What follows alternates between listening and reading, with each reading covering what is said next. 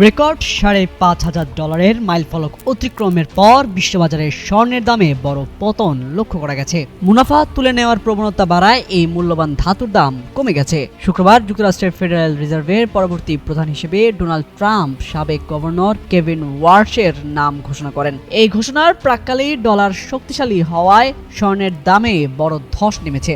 এদিন স্বর্ণের দাম 8% বেশি পড়ে অল্প সময়ের জন্য প্রতি আউন্স $5,000 নিচে নেমে যায়। এদিন বাংলাদেশ সময় 3:37 স্পট স্বর্ণ 5.8% কমে প্রতি আউন্স $5,081.52 লেনদেন হচ্ছিল। দিনে এক পর্যায়ে দাম নেমে আসে $4,957.54। ফেব্রুয়ারি ডেলিভারির জন্য যুক্তরাষ্ট্রের ফিউচার্স বাজারে স্বর্ণের দাম 4.6% কমে দাঁড়ায় $5,081.70। অন্যদিকে বাংলাদেশ জুয়েলার্স অ্যাসোসিয়েশনের তথ্য অনুযায়ী দেশের বাজারে প্রতি ভরি 22 ক্যারেটের স্বর্ণ বিক্রি হচ্ছে $2,71,363 টাকায়। এছাড়া 21 ক্যারেটের প্রতি ভরি $2,58,999 টাকা এবং 18 ক্যারেটের প্রতি ভরি $2,22,024 টাকায় বিক্রি হচ্ছে। আর সনাতন পদ্ধতির প্রতি ভরি স্বর্ণ বেচাকেনা হচ্ছে $1,82,833 টাকায়। আর 22 ক্যারেটের এক ভরি রূপা বিক্রি হচ্ছে $7,757 টাকায়।